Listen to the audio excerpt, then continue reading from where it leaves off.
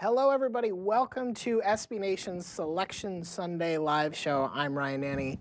He's Nick Fasulo. Real quick guide. Listen to everything he says. He knows what he's talking about.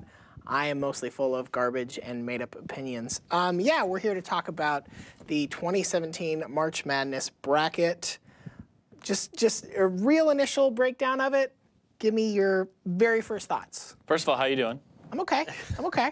A couple of things. Conference tournaments, I don't think really matter that much based on the way that the field is seeded.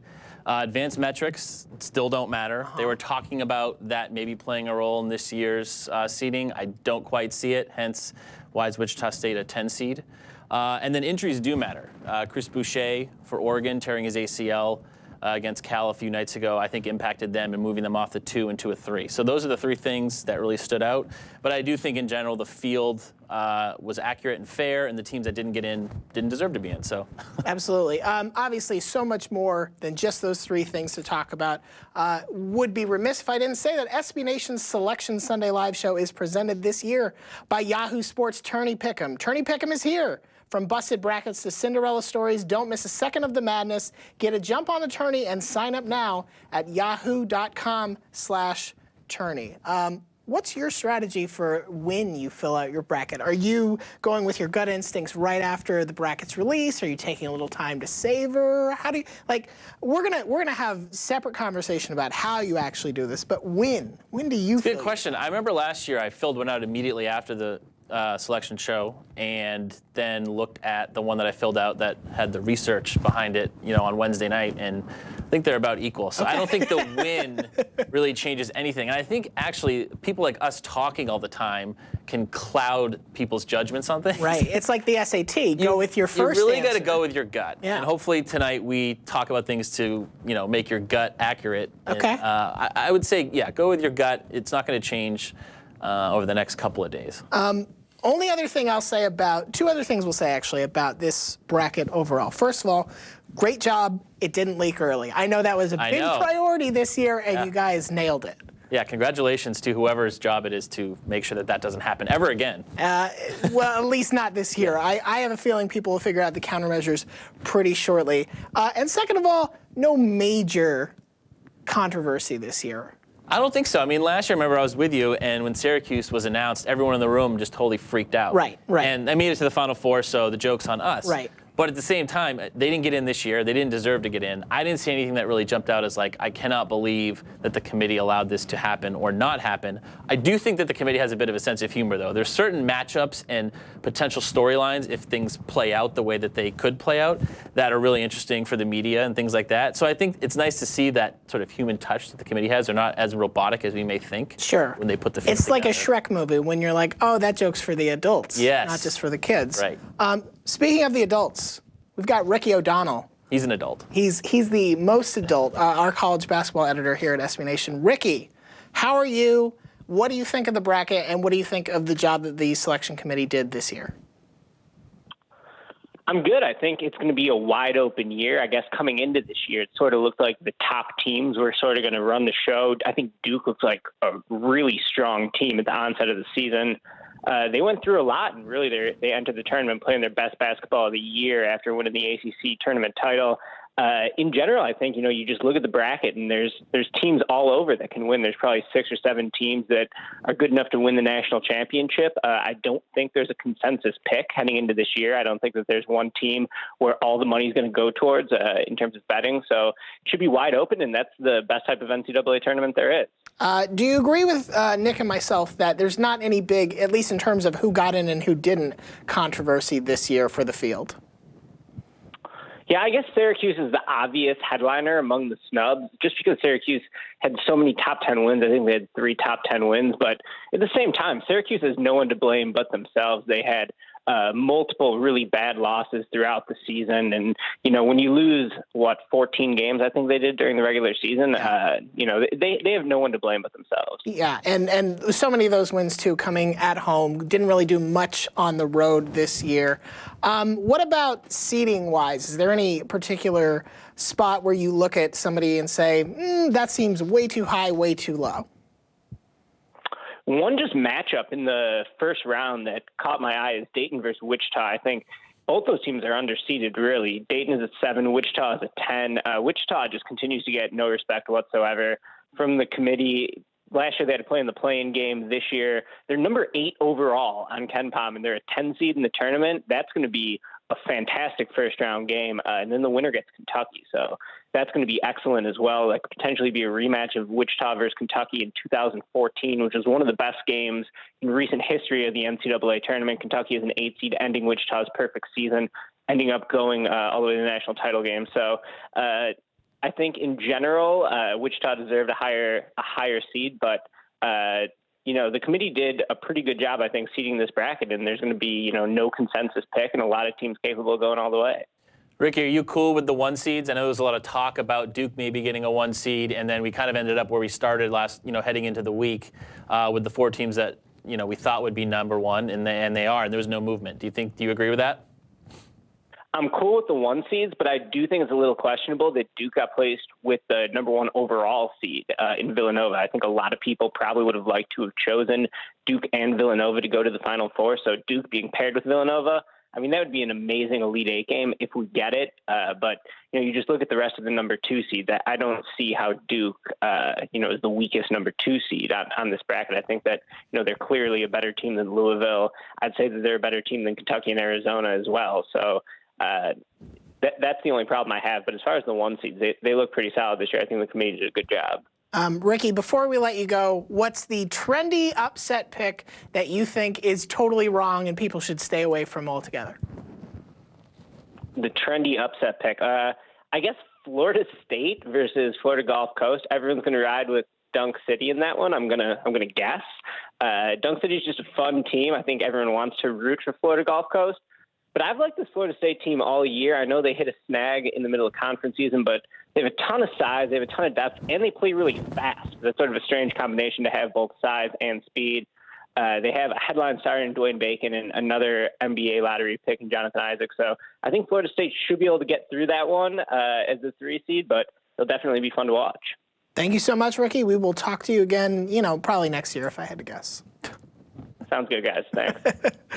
Nick, let's talk about the number 1 seeds. When you look at these teams, who do you think right now, based on how they're playing, is the one that stands out to you? Like, that's a team that is in 5th gear and is ready to just go into the tournament and keep playing at the highest level possible. I think it's got to be Villanova. Yeah. They're the number 1 overall seed. They won their conference tournament with ease. I don't think any other. Well, Gonzaga won their conference tournament, but they play in the slightly West Coast. different conference. That doesn't even count, according to like 80% of America. But I think Villanova definitely is deserving of the number 1 overall seed. They won the tournament last year. They've won a lot of close games. I think that they're still as solid this year as they were last year. I think compared to all the other 1 seeds that have question marks, they probably have the least right now. Yeah, it's interesting that Villanova has just been sort of quietly consistent in such a way that we're not talking as much as you thought we might be about the fact that last year's champion enters this year's tournament not just as a 1 seed, but as the 1 seed. And deserving. Yeah. It's hard to criticize them. So. And which of these 1 seeds do you look at and say, I have a lot of questions and doubt? I personally like Gonzaga a lot, okay. But I have to say that, yes, of the 4, yeah. I would put the most doubt on them based on their strength of schedule and all that. But that's a very played out take.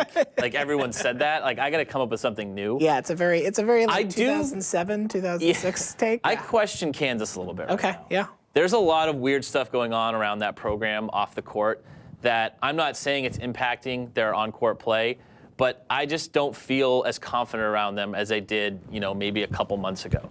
I love Frank Mason. I love the guys on that team, but it just seems like there's all these little things off the court. There's alleged this, alleged that. I'm not 100% sold on them. And Bill Self has been known to lose early in the tournament. It seems like every year we talk about, Kansas can win it all, right. And then they don't. It's more often than not, Bill Self will find a way to burn you. We're going to talk down to Miami head coach Jim Larrañaga. Jim, how's it going? Thank you so much for joining us. How do you feel about the tournament and your place in it? It's just around the corner. Yeah, we're excited about playing Michigan State on Friday in Tulsa, Oklahoma. And my last name is pronounced Larrañaga. Oh, thank you. I knew I was going to screw that up, and that's why March is where champions and pretenders like me are finally separated. Coach, I want to say Miami is a really interesting team to me because it feels like the Hurricanes have kind of been under the radar, at least in terms of the AP poll for most of the year. But this is a team that beat UNC, beat UVA, beat Duke. What's your sort of pulse on where you have this team right now and where you think the strengths of this particular squad, as opposed to very impressive teams that you've led to the NCAA tournament, have been in years past? Well, I'd say the very first thing is when we started out the season, I felt like we were very young. We had only 3 upperclassmen who had the experience. We only had 9 guys on scholarship. So basically 6 guys were very inexperienced players, either freshmen or sophomores. So we had to learn about our defense and what it was going to take to win in the ACC. And it took us, I think, all of the non-conference part of our schedule to really get to where we felt like we could defend and rebound properly. Offensively, we've been a team that really likes to get into the open court and likes to run, but we were turning the ball over a little too much, and our turnovers were leading to too many opportunities for our opponents, so we slowed the guys down a little bit. And now that's kind of become our identity. Play great defense at one end of the floor and be patient offensively, try to find the open man. Coach, Michigan State, they're a great program. Izzo's done a ton of great stuff in the NCAA tournament, but here they are as a 9 seed. Give us your take on them and how you feel about them as a team this year, even though they haven't performed as well as they probably would have liked, but yet it is Michigan State, and they're someone that's always has to be taken seriously. Yeah, I think Tom Izzo is one of the premier college basketball coaches in the country. He's a Hall of Famer. He's built Michigan State into a perennial powerhouse. He's got a lot of very talented guys. They're one of the best rebounding teams in the country, and they are one of the best rebounding teams in the country year in and year out. They're also a terrific team in getting into the open court and scoring before your defense gets set. But I think the two teams actually match up very well. We're about the same size. They're a little thicker than we are. We're kind of the skinny kind of team, wiry, strong. But they're a little bit bigger physically than us. Coach, thank you so much for joining us, and best of luck in your opening game against the Spartans. Okay, thank you. Yeah, Michigan State is definitely an interesting story here. 20 straight tournaments for the Spartans and for Tom Izzo. That's no small achievement, especially when you think of the caliber of players that they lost from last year's team. But it's interesting. They're not very good this year. Well, it's interesting to look at the Big Ten as a whole this year, I think. I mean, where's your assessment of that conference as sort of an overall entity? Yeah, I mean, I think it had a bad year. I mean, it has had a very good string, a very good run, both regular season and postseason success over the last 5-6 years. And I think it just regressed. I mean, and that happens. Things are cyclical in college sports, especially college basketball, and I think that's just what we saw this year. At the same time, they still got in, I think, 7 teams. That's a lot. That's probably tied for second most out of any conference. It's just that there's no front-running team that you can point to as a championship contender. Right. I think we probably, coming into the season, could have said that Wisconsin was that team, but they've fallen off. But again, Michigan State, they lost in the first round last year, and they shouldn't have. They were 2-15 upset. A lot of people picked them to win the national title, and that didn't happen. But it's Tom Izzo. Like, he's also been underseeded before and gone to the Final Four. Now, I don't think that that's going to happen this year. But if I'm Jim Larrañaga, I am not super excited about having to play Tom Izzo in the first round of the NCAA tournament. No matter who's on his roster, it's not going to be easy. Absolutely. Staying in the Midwest and staying with the Big Ten, jump down to that 4-13 game, Purdue and Vermont. Purdue, the highest seeded Big Ten team in the tournament, but I know that you have a very rosy outlook for Vermont fans, wherever you are outside of Vermont. Yeah, there's not a lot of Vermont fans. I'm a New England boy, so I kind of favor them. But Purdue, I actually I like Purdue in terms of what they do on offense. They have the best big man in the country, Caleb Swanigan, and they shoot the three-point ball very well as well. So you would think that would play well into a tournament matchup, but Vermont is very good down low. They're one of the best defensive teams in the country, especially at guarding the interior. So I think that's definitely something that could spark an upset. Another thing that, I've done some research because I'm a little bit of a nerd. Teams that are double-digit seeded, they play good defense, they play slow, and they shoot the ball well. None of those are really surprising, but those are the 3 key metrics to look at when you want to find an upset pick. And Vermont fits all of those. They play slow, they play good D, and they can shoot the ball from anywhere on the court. So I think you have to give them a look at picking an upset here, especially when we talk about the Big Ten not being as strong. And Purdue already got bounced a few nights ago early in the Big Ten tournament. Yeah, let's talk about the Big Ten champion, at least in the tournament, Michigan. I really like how Michigan is playing right now, especially when you consider the circumstances immediately before they got into the tournament. And I mean the fact that they had a plane crash. Almost a plane near crash. plane crash, and briefly considered not even playing in the conference tournament. They played in practice jerseys. They played in practice jerseys. They played. They basically got to the arena and had an hour or so before they got to play their first game. But you look, Derek Walton Jr. has just had a really impressive year. I think he's a great free throw shooter. He can distribute the ball. The interesting thing to me about him is that in his career, he is yet to have a truly dominant NCAA tournament game. He's had games where you'll say, oh my gosh, he had 6 steals or 12 assists or something like that. But he hasn't had that one game where he's just put it all together and been the guy for Michigan. Now, he has done that in the Big Ten tournament this year. What do you think is the realistic ceiling for the Wolverines in terms of this tournament? I think they're out in the first round. Man! I know, I'm brutal. Man! Well, here's the thing. It's I don't know why it first of bothers all, it's like sports media porn when you get a team that almost, has a horrific plane crash and then wins their conference tournament. Absolutely. There's so many narratives to go off. Yeah, of there. Facebook loves So it. everyone loved it. Yeah. But at the same time, there's also always a team that goes on a run like this, wins their conference tournament, and then is a trendy pick to continue that momentum into the NCAA tournament. And the stats just don't bear it out. And so I think that when you look at Michigan, they are the quintessential, like it was Seton Hall last year. They went on that run, won the Big East, and then they got bounced in the first round. And I think that's probably what's going to happen to Michigan. Oklahoma State's a very good team. They're a dangerous 10 seed. Jawan Evans is probably one of the most underrated players in America. I like Michigan's roster. I thought that they kind of underperformed this year, so actually seeing them win the conference tournament doesn't surprise me too much. But I just think that everyone is going to be playing into that, and they are ripe for an early exit, as things. Momentum only lasts when you're playing every day. And now you have this 3-4 day window where you're not playing, and then it's poof, back to reality. Disappears. College Basketball Law says that we have gone too long without talking about UNC on this show. So we are here to talk to Tanya Bondurant from our UNC blog. Tanya, first off, how worried were you before the selection, the full bracket was announced, that the Heels were not going to get a 1 seed? I was a little bit worried just because it seemed to become a media conspiracy over the last 24 hours that Duke should be a number 1 seed instead of Carolina. But when the selection show came on, there were 4 banners hanging over their heads, and it was Villanova, Gonzaga, Kansas, and Carolina. And I kind of breathed a sigh of relief then, because I was pretty sure that wasn't just random. Not random. It was a real thing. Yeah, They are the 1 seed.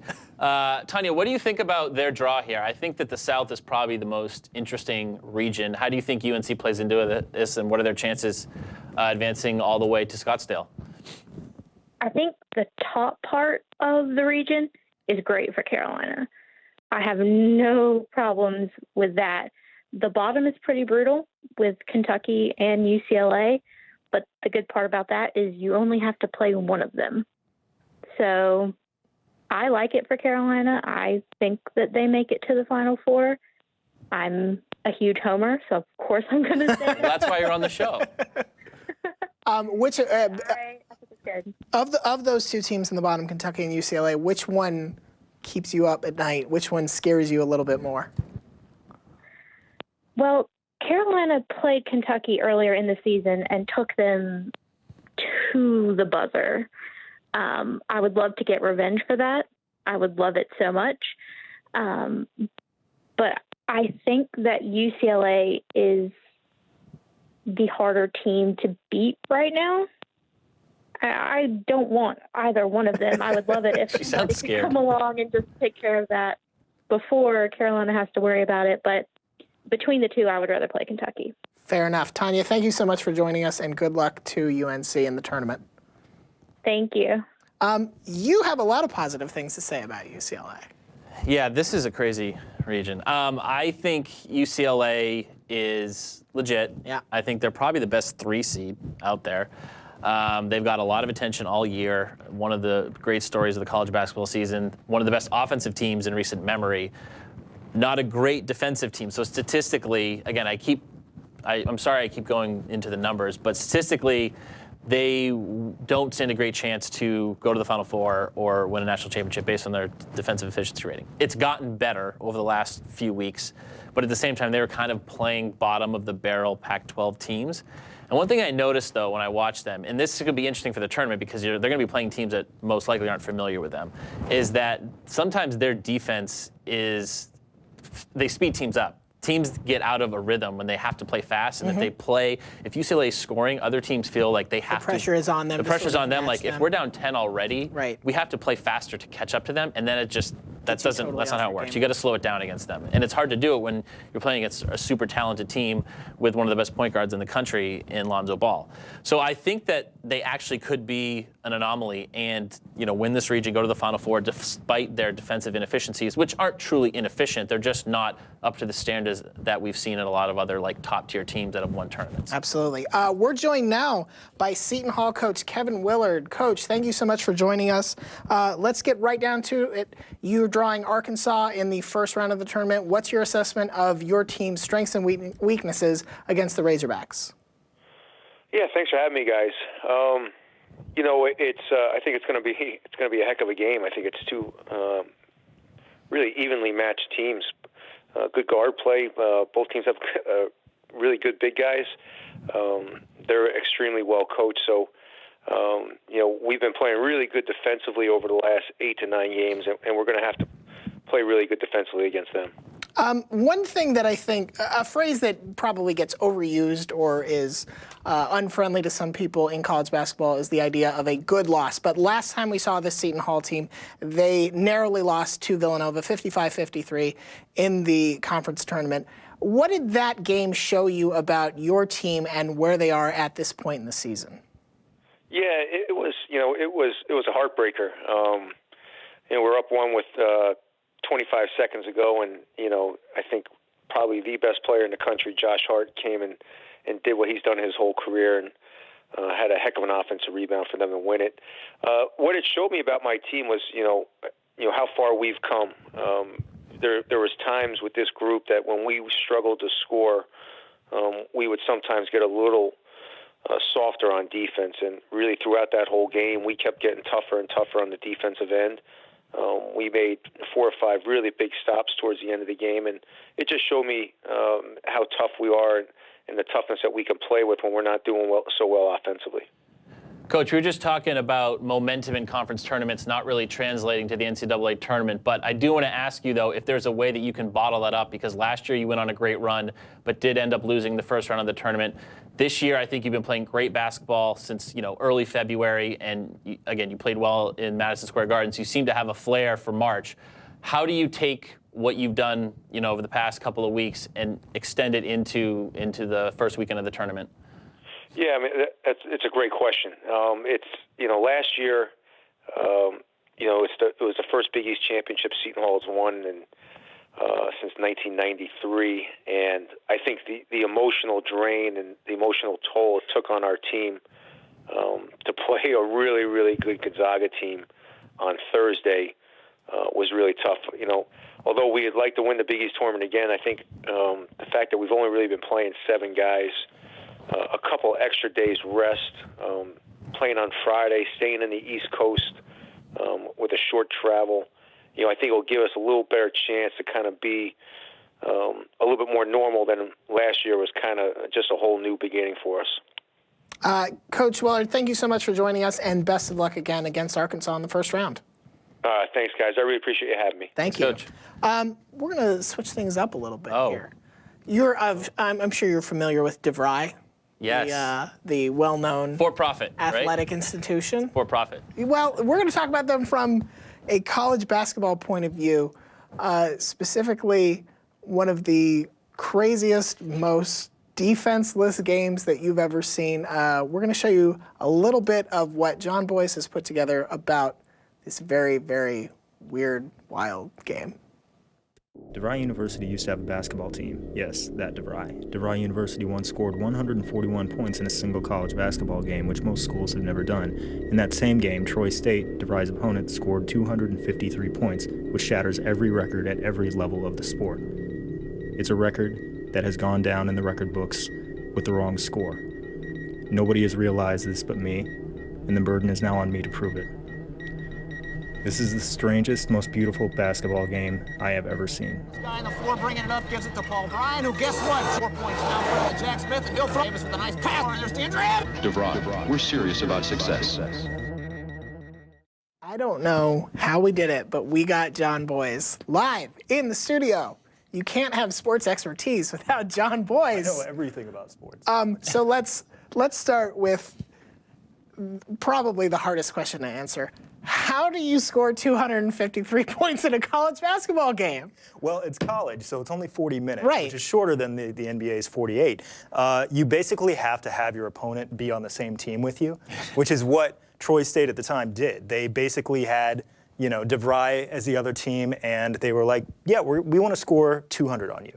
And DeVry, it turns out, was like, sure, we'll do that. And instead of 200, they scored 253. You just have to play at a fast pace, and your opponent has to lose at a very fast pace. So it's really a heartwarming tale of what we can do when we put aside our differences and come together and try to score as many basketball points as humanly possible. Right. Well, while preserving the fact that, if you lose, you have to sprint toward your certain destruction. You have to, lose really, really hard and lose as hard as you can. Why did DeVry have a basketball team in the first place? That's kind of a question that's impossible. How did they get to their answer. players? Right. How did that work? Well, yeah, it's a very difficult to answer question because there's very little knowledge about DeVry. There is a little bit of anecdotal evidence. There's some newspaper stories. There's one that showed DeVry in 1990 as fielding a team with exactly 5 guys on the roster. Shortly before halftime, the coach got thrown out. So it was 5 guys playing without a coach. And then one of the players got into foul trouble, and he sat the rest of the half. So it was just 4 dudes on the floor without a coach.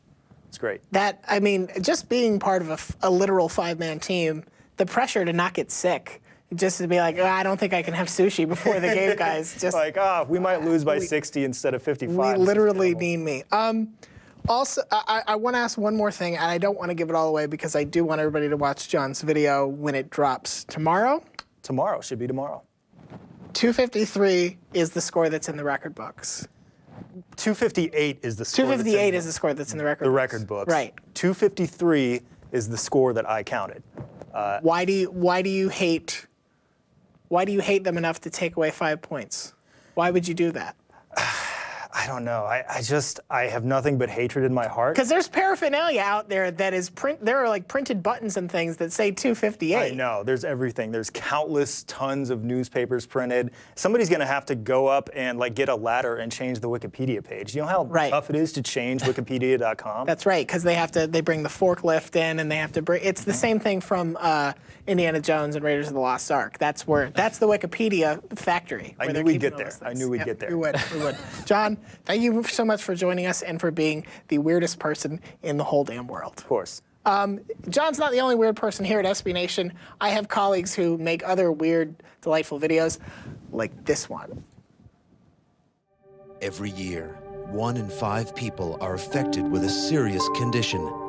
If you or someone you know is suffering from any of these symptoms, you may be experiencing March Madness. Lately, I don't feel like myself. I'm empty inside.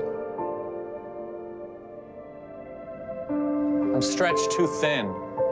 I'm losing control. It's like I don't even know who she is anymore. I want my wife back. I'm usually so friendly during the tournament. Now I'm afraid of what I might do.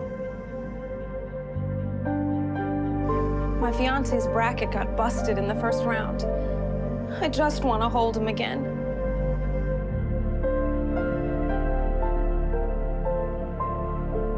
March Madness is real. Don't be afraid to take back your life. Get help. The first step is admitting you have a problem. I have March Madness. I'm March Madness. This is a real company. I know. I wish I was weirder. I feel like I'd fit in better. I say this with all the love in my heart. You really should be glad that you aren't. You think so? Yeah, it's better for you. It's better for everyone this way. Let's talk about the West region. This is the region that, okay, fine, Northwestern, yay, you're in the tournament. Finally, we get to stop trotting out this, old, kind of tired trivia fact. Nick, how far is Northwestern going to go in this tournament? They might win a game. Okay. But it doesn't matter. Like one game and an 8-9. That was the goal. Just get there. That's true. You know what? That's a good point. Nobody actually. said what they had to do after. Sorry, I'm being mean. Okay. You're right. They just have to win a game, and it's like every sports writer that went to Northwestern can talk about it for the next year. Which is every sports writer. I know, yeah. There are not sports writers who didn't go to Northwestern. In terms of they're in the tournament. Yeah, here's the thing. I really like Vanderbilt. I think Vanderbilt... Well, because you went to Florida and they beat Florida 3 times. We don't have to bring that up. We don't have to bring up the fact that I have to think Vanderbilt is good because that's the only way I preserve my own sense of self-worth. But Vanderbilt has a super high strength of schedule, is playing super well. Definitely stumbled out of the block this season, but they're 11-5 in their last 16 games. They beat Florida 3 times. They beat South Carolina. They have a close loss to Kentucky on the road. It doesn't matter what happened against Arkansas. I think this is a team that right now is playing with that sort of we have nothing to lose mentality, that we're backed in a corner, and why don't we just give you our best possible game because what's the alternative? No, I think it's like a second-round NBA pick or a late-round NFL draft player. Like, what do they do one thing well that sticks out? And Vanderbilt's a very good shooting team. Yes. Northwestern, again, they are good. Like, I'm not trying to bash them, but nothing sticks out of like, oh, they have this player or this, way of running an offense or something that makes them really unique. And I don't really see that with them. Vanderbilt is a great shooting team, and they have a 7-footer that can shoot three-pointers, so they can stretch the floor. So I would lean towards Vanderbilt just because, again, when you look at an 8-9 game, it's like there's got to be something that jumps out at you to make the pick, and I think it's Vanderbilt's shooting ability. Who do you, other than, we're going to leave out Gonzaga for now. Other than the Zags, who do you like in this region in terms of, it fits that bill where you're like, they do one thing really well, and that thing can kill you as the tournament progresses? Well, it's West Virginia turning everyone over like 30 times a game, which is unheard of. But they have a potential second-round matchup with Notre Dame. Again, a lot of things have to happen. Bucknell could beat West Virginia. They won't. Princeton has to beat Notre Dame. They could. But if Notre Dame and West Virginia play each other, that's the team that turns the ball over the least in the country, Notre Dame, playing the team that forces turnovers the most, West Virginia. So, that's a very interesting matchup. I would favor Notre Dame because they also play slow and are efficient on the offensive end. So while West Virginia does that one thing really well, their second-round opponent could be the team that doesn't care about that and can outplay that, which is interesting. That's fair. Florida State's a really interesting team, I think, in this region because they are the one that it feels like the margin between what they can be and what they are sometimes is so wide. They're like the worst team to bet on. They're such an enigma, but they're very talented. Right. They really are. And Leonard Hamilton's a good coach, and they have 2 McDonald's All-Americans, but they just don't have that leader. Like they had Tony Douglas and Michael Snare in the past, who I don't even know if they're in the NBA anymore, but like in college you trusted them to make the big shot, make the big defensive stop. They don't really have that guy this year. Like Jonathan Isaac is a fantastic freshman. Xavier Rethon-Mays is a great player. Like they have 4 or 5 really good guys. I think they got lucky. They got a pretty easy draw in their little pod. I think they can get to the Sweet 16, but they're like a top 10 talent quality team, but their seed doesn't really bear that out. Let's talk about the 1 seed in this bracket, of course, Gonzaga. We've got Keith Ibanez from The Slipper Still Fits. Keith, Gonzaga got here. It feels like the conference tournament was mostly a question of would they slip up and would they maybe some in the media were hoping that they would so we could see something different, but that didn't happen. I'll ask what is maybe the uncomfortable question. What makes this team different from other Gonzaga teams that we've seen enter the tournament, have a nice pedigree, have a certain amount of support, and then they can't necessarily get to the level that they're trying to get to? Sure, yeah. And, the primary thing that really separates this Gonzaga team from all the other iterations that have come before is the defense. Right now, Gonzaga's defense is ranked second in KenPom's adjusted defensive rating. It's by far the best defense the Gonzaga program has ever seen by quite a distance. And I think when push comes to shove, that's going to be what helps propel the Zags to a deep run in this tournament and will shore up some of the deficiencies in other Gonzaga teams that we've seen. When you look at the region, the West region specifically, what do you think about the teams that match up particularly well against Gonzaga that they might have to face in later rounds? Who are you looking at and saying that team is going to present specific problems for us?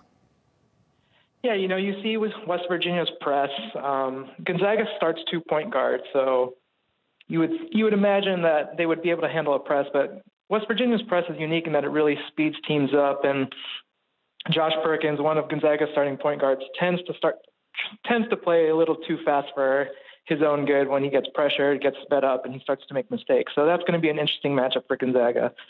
And then Arizona, they've already beaten this year, but that's always a tough matchup. And they didn't have Alonzo Trier in the first game of the season, so that'll be interesting if they see them again. Although Lauri Markkanen got really shut down by Gonzaga's big men, so I'm not that concerned about Arizona for a 2 seed. I mean, it's going to be a tough game regardless, but you never know. Absolutely. Keith, thank you so much for joining us. Good luck to you and the rest of Gonzaga fans in this year's tournament. Thank you. Let's go Zags. Go Zags.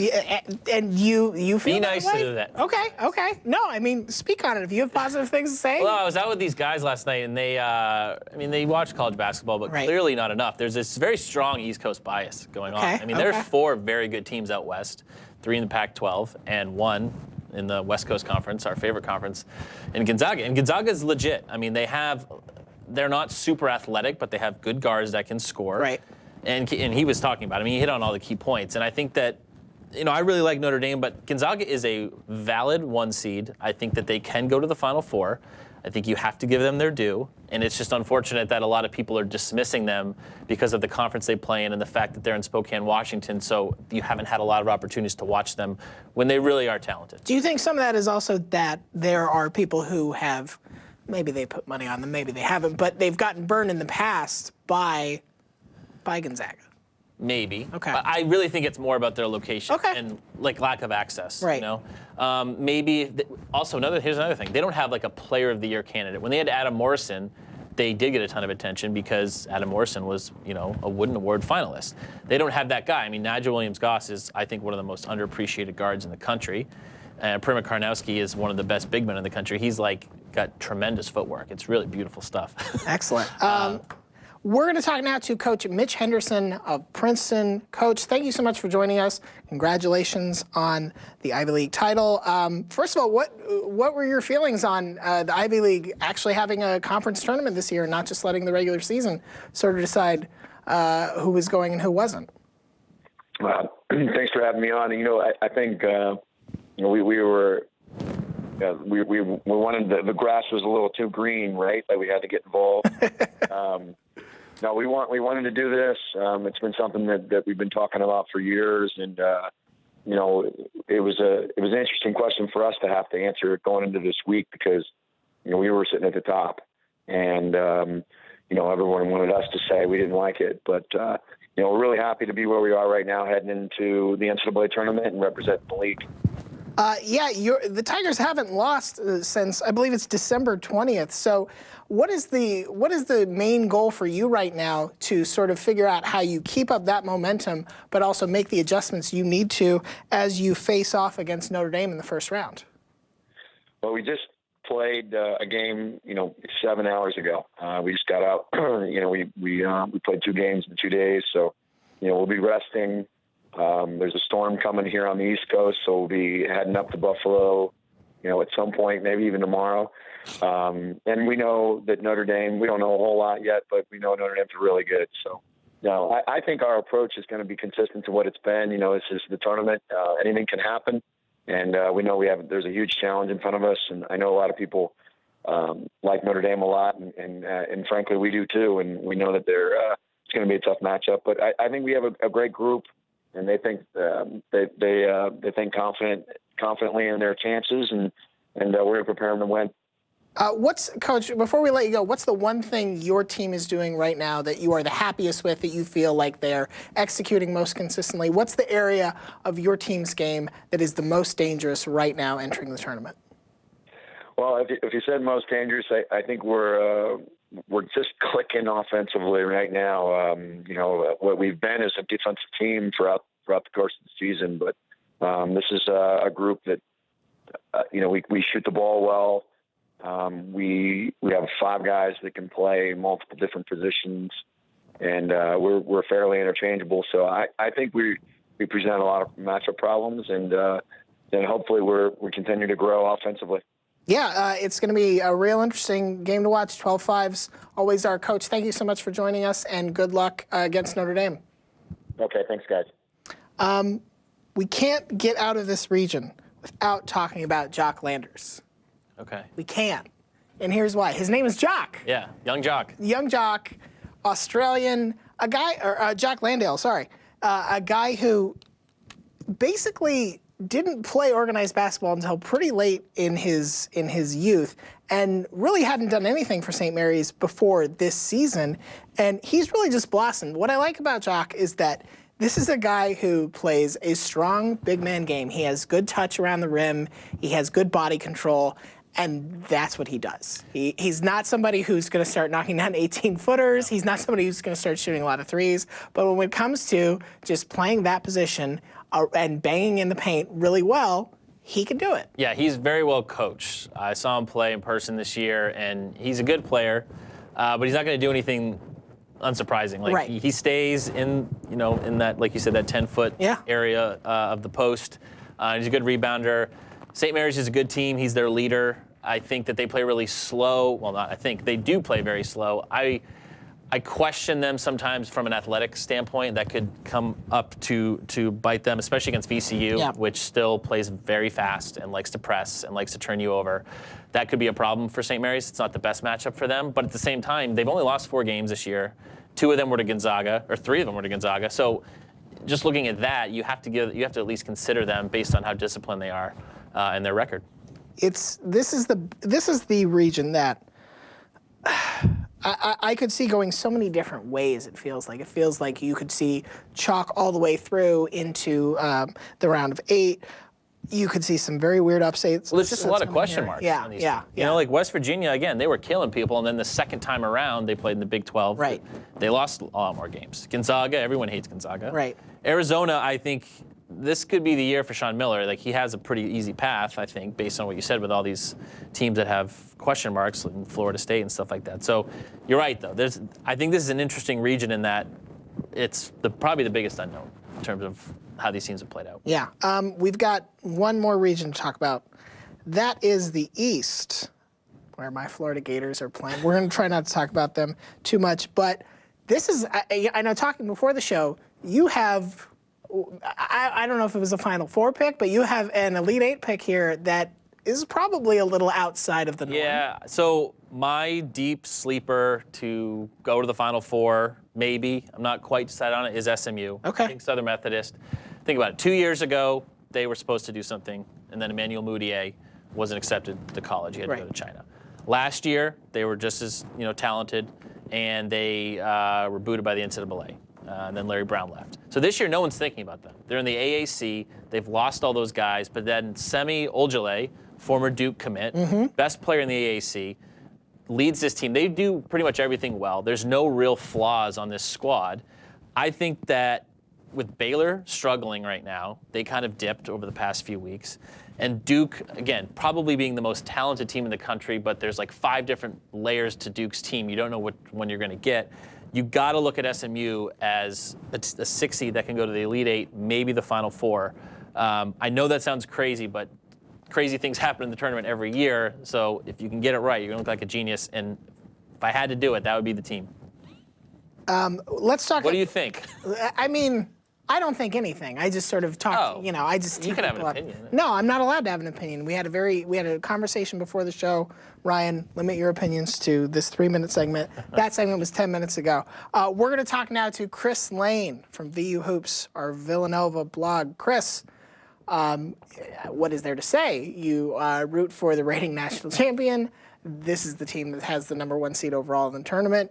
Is there anything at all negative you feel right now about Villanova entering this tournament? Not much. It's been a good 12 months, and we're getting ramped up again here. I think a lot of the fans are probably a little more upset with the draw than anything. I think they feel like this is the region of death, very tough, a lot of good defensive teams in there, and they're especially keen on that second round or potential second round matchup with Wisconsin right out of the gates. Yeah, what scares you the most about this? I mean, you just kind of said it, but I personally think that you guys got a good draw. What about Wisconsin or any of those other teams in the top half of the bracket make you nervous based on how Villanova's team is put together? Yeah, I'm with you. I'll say that. I think this is a good draw from a geographical standpoint. So they start off in Buffalo. They go potentially to Madison Square Garden, where they're very familiar with and where there's a strong Villanova fan base there. So from that point of view, it's good. And you can't control really anything else. You're going to get the draw that the committee gives you. And so you just got to play the games. And like they did last year, if you're gonna win it all, you got to beat a bunch of good teams. As far as this draw, I think the big thing I took away was just how good the defense is throughout the region. You've got 6, I think, of the top 15 KenPom teams loaded in this region, which is just an absurd number when you think about it. And then if you look down the list there, you've got Wisconsin, you've got Virginia, SMU, South Carolina, just a lot of teams that are very good on the defensive side of the ball, which Villanova typically has shown this year that they can win that rock fight type of game. They beat Virginia already. Played a pretty nasty game with Seton Hall in the Big East semifinals, but it's just not the kind of game where you feel good about as a fan seeing, both teams breaking shots left and right. It really feels like whoever's going to get the last possession is going to win that type of game. So it just puts you a little bit more on edge. Can I float SMU at you? What do you think about that as an Elite Eight matchup with Villanova? Are you buying it? I do potentially buy them as an Elite Eight matchup. Having watched Duke for the past week, they are very hot right now. They're so talented. It's hard for me to think that they're going to get caught by somebody early. But SMU is very under the radar. They don't go very deep, which is, I think, their one problem this year. I think they only play about 6 guys in heavy minutes. But that's the type of team that probably can give Duke a little bit of trouble in that they play good defense, which we know Duke has struggled against some good defenses already this year, and they can get out of sorts pretty quickly if they're not doing that well there. But Villanova's got a pretty tough draw on the top side with, Wisconsin potentially, as we mentioned, Virginia Tech's the other team they could play in the second round. And then you've got Virginia hanging around there, and Florida is another pretty under-the-radar team. They've been very good all year. Already got Kentucky once, and they can really play. They just don't get a lot of national publicity. So it's a loaded region. Chris, thank you so much for joining us. We look forward to see if Villanova can, speaking of Florida, do the back-to-back. It would be a really special story, and we look forward to seeing if it comes true. All right, thanks for having me on, fellas. Chris. So let's just talk about the bracket as a whole one more time, conference-wise. Do you think this bracket accurately reflects the relative strength of the conferences nationwide? Do you think it's overrepresenting one conference, underrepresenting one conference? Oregon being a 3, Louisville being a 2, I think that's a clear line that they're like, okay, ACC, you gotta weigh those teams heavier, because I don't know if a lot of people really thought Louisville was gonna be a 2 seed. Right. I think a lot of people felt like they were a 3 team, which is okay. I mean, 3-2, you can kind of flip things. It's not a huge deal. But I think that alone just sticks out as like, okay, the ACC head and shoulders above everyone from a conference standpoint, top to bottom. Right. And that's fair. I get that. I don't disagree with it. But I think it just is proof of the pudding in that part of the bracket. One thing that is interesting, the Big East, and this is like the 3rd or 4th year of their current existence. Right. There are no football schools. These are small Catholic schools for the most part. And they have 7 teams in the tournament. That's pretty impressive. Now, again, I think outside of Villanova, they don't really have a conference tournament, or excuse me, a national championship contender. But at the same time, the fact that they're putting in that many teams shows that they're a legit league, and everything that they've done to put that together is smart, and everything's going well. Yeah, and it's a lot of teams that feels like maybe they're not, you don't feel like they're Final Four material right now, but they are teams you look at and say, they can cause some problems. They can sort of make the road a lot rockier. Yeah, I mean, looking at Marquette, I mean, they can shoot the ball really well. Providence has had some, they've had some decent teams recently. Butler is Butler. I mean, they're a 4 seed. I think I could see them winning a game or 2.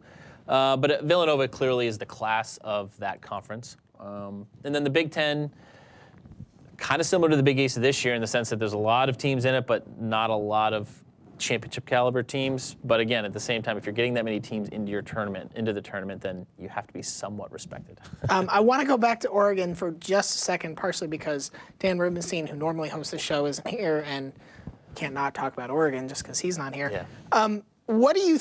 You were very high on Oregon until this most recent injury. Yeah. How much do you think this limits what their realistic progression is in the tournament? So when it first came up, they were my pick to win it all. Yeah. Before Chris Boucher's injury ACL tear. Was announced. Yeah, and it's sad. He's been through a ton. It's an amazing story. If anyone doesn't know about it, go check it out. There's some good stuff written on him. He doesn't start for their team. He's their sixth man. He still only plays like 18, 20 minutes max a game. So it's not like you're losing a top scorer that changes your entire offense. Right. That's not the case. The problem here for Oregon, though, is that he is a 7-footer that can stretch the floor and play anywhere on the court, and there's not a lot of players like that in America. So he's a huge matchup problem. So he adds this dimension that really most teams can't prepare for or defend. And now that you don't have him, you really just have to make everyone else on the team play a little bit better. So it's not like this gaping hole in their rotation, but it definitely changes how they structure their rotations and things like that. And it's just one less huge guy that can draw another huge guy out to a place on the court that he's not comfortable with. They just don't have that right now. Yeah. Let's see. What else do we have to hit? Northern Kentucky. It's your first year in Division I. You're playing Kentucky. You made the tournament. I think, everyone in Northern Kentucky probably grew up a Kentucky fan, too. So at least there's already a built-in good narrative if they somehow spring that upset. Maybe they'll be conspiring like DeVry and Troy were to talk about, hey, let's let us score like 100. Let's both see how many points we can score and don't really worry about But we'll let you win, Kentucky, but let us all. But let's see if we can get 200 some points. You know what? I'd watch that. Why would you not? New Orleans, it's your first tournament appearance. I don't think you're going to, do a lot, but. No, there's some good stories around the teams that are just making it for the first time or players that have had these crazy backstories to getting where they're at on some of these lesser-known teams. So I imagine that we'll be putting out content and stuff like that, but there's some good stuff out there. Yeah. So obviously there wasn't a lot to talk about in terms of who got in on the margins, who didn't. But for the sake of argument, let's talk about the last 4 teams out of the tournament.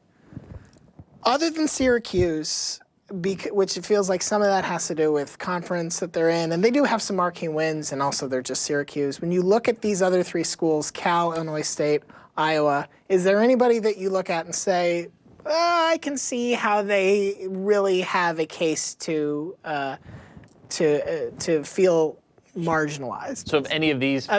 Yeah. I mean, Illinois State would have been a good story, but then you go look, and they haven't played anyone really, and it's hard to get teams to play against them in the non-conference, right? So it's just a very difficult spot for them. But I think, California maybe had a case, but again, no real great wins. Had they have beaten like those top 3 Pac-12 teams, then maybe they'd have that signature win.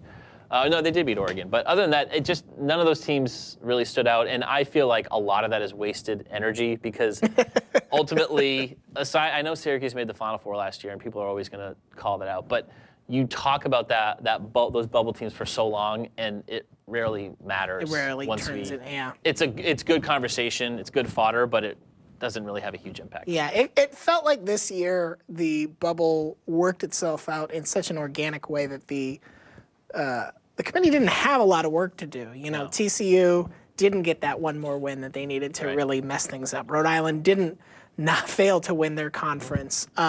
Cal didn't get the one more win that they maybe needed. Wake Forest is a little interesting to me, the fact that they're in, but you look at those other teams and it's like there's nobody who you say, oh, what a compelling argument. Vanderbilt is interesting just from the perspective of no team with that many losses has ever made the tournament as an at-large.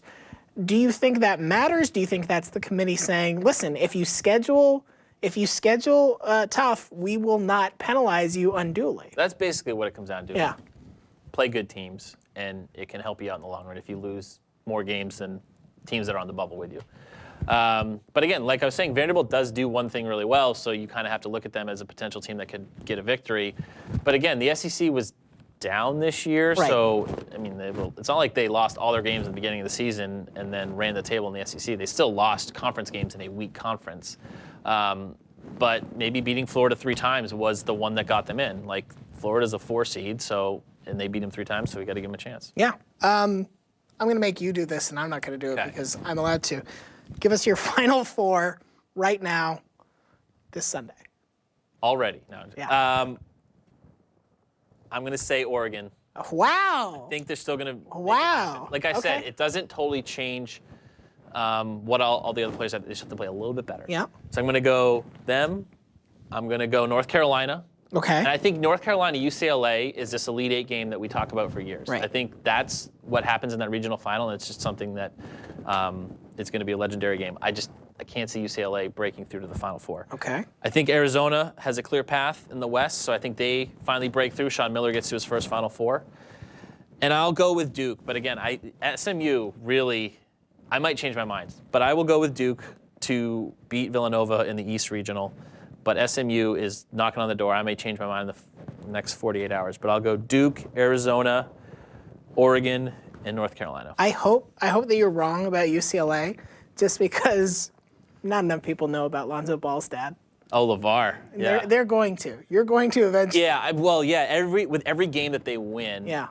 He's going to get more attention. He's going to get more airtime. He's going to have new business ideas. Steph Curry's mom did when he was at Davidson. That's right. Remember, that's actually a good over/under bet. Like, who gets more? And she wasn't even trying to start her own shoe company. Clothing line. Yeah, who knows? The sky is the limit. I mean, maybe if UCLA goes farther, he's going to say, no, I don't want him to get a car endorsement. I want to build a car factory. I'm building the car. You're going to buy the Lonzo 400. Next year, I'm hosting the tournament. Why not? Yeah. That's what makes America great. The willingness to dream stupid, unnecessary dreams. Any other thoughts before we get going? I mean, I have plenty of thoughts. Do you want me to just leave and we'll leave the cameras? No, we've kind of exhausted them all for now. I think I really do like this bracket in the sense that there's 8 to 10 teams that I think can win it all. But there's no clear-cut favorite. But I think the quality of play this year has improved a lot, so we're really in for a great tournament. I think it's top-heavy. The middle teams are all kind of the same, and with a lot of the one-bid leagues having their favorite lose, I think there'll be less upsets this year. Some teams that we really were, UT Arlington, Monmouth, they're not in it. Right. So there are a few. There are definitely going to be double-digit seed upsets. It always happens, and I think, like we said, there's a few that definitely stick out. But I think we're going to get some really, really good Sweet 16 Elite Eight games this year. Cool. Yeah, this feels like this is going to be a weird year to fill out brackets in your office pool. This is where not everybody's going to flock to one champion. Not everybody's going to flock to the same Final Four. But you can make a compelling argument for a lot of different teams. Absolutely. You can't call anyone stupid. Yeah. Speaking of brackets, again, I got to tell you, SB Nation's Selection Sunday live show presented by Yahoo Sports Tourney Pick'em. Tourney Pick'em, it's here. We've got busted brackets, we've got Cinderella stories, and you don't want to miss a second of the madness. Get a jump on the tourney and sign up now at yahoo.com/tourney. I'm not going to do what you do. I'm going to take time, marinate on it. You're going to read too much, though. You're going to. No, what I'm really going to do that video that we showed. I'm going to forget to do it, and then I'm going to rush and do it all at the end. That's actually not a bad That's my strategy because I'm very well prepared. Thank you so much for watching. Once again, he's Nick. I'm Ryan. The tournament starts before you know it. Go get your brackets in now. It's never too early. We'll see you again soon.